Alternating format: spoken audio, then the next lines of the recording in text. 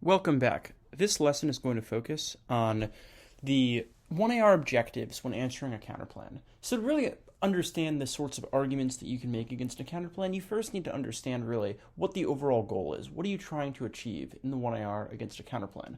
This lesson will discuss really some of the broad principles for effective 1ARs against counterplans and really what you're trying to achieve.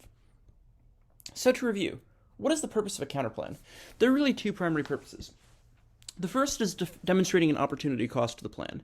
An opportunity cost is something that is a foregone possibility, or something that you're unable to do by nature of taking another action.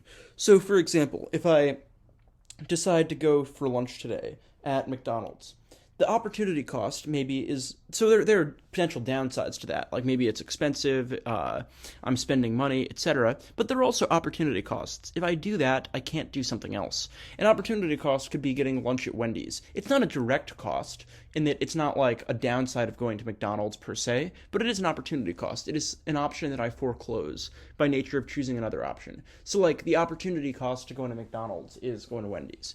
That's really the logic of counterplans. Counterplans that are mutually exclusive often demonstrate opportunity costs, things that the AF cannot do by nature of doing the AF. So like if I say plan go to McDonald's, counterplan go to Wendy's is competitive because we can't go to both at once, and so doing McDonald's forecloses the other option. The second purpose is testing the intrinsicness of AF advantages. Intrinsicness meaning the connection between the AF plan and their advantages. So if I were to say, plan, we should go to McDonald's, the advantage is we can purchase Coca-Cola. You could say, counterplan, purchase Coca-Cola from the grocery store. That demonstrates there's not a real clear connection between my plan, going to McDonald's, and getting Coca-Cola, because there are other things you can do to get Coca-Cola as well. So in other words, getting Coca-Cola is not intrinsic to going to McDonald's. You can do it in other ways as well. So that's a purpose of counterplans as well, to really sever the connection between the AF plan and the contention, if the contention is premised on, the plan is necessary for this. So these counterplans tend to be defense-oriented. They're really about, quote-unquote, solving the AF for the most part. So when you think about, like, say, an advantage counterplan, it is about solving the affirmative advantage, which means that you'll want to handle them with that in that respect.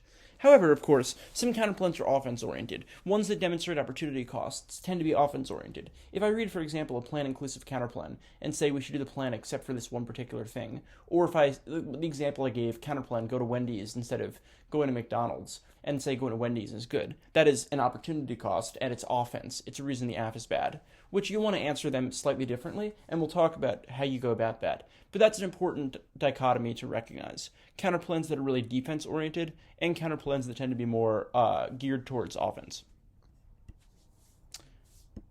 So what are the 1AR goals then against a counterplan? Most of the time it's simple. You want to return the debate to the AF. You want to demonstrate counterplan doesn't solve. You basically want to say in the 2AR, you have a counterplan plus disad. Our case outweighs the disad. It is of greater importance than the disad. Plus, the counterplan does not solve the case. Whereas the negatives 2 and R in this situation is likely going to be counterplan solves the vast majority of the case, functions as defense against your case. Even if our disad is not huge, a small risk of our disad outweighs your case because the counterplan solves the entire case. So, as a result, the most common AF strategy will tend to be solvency deficits to the counterplan.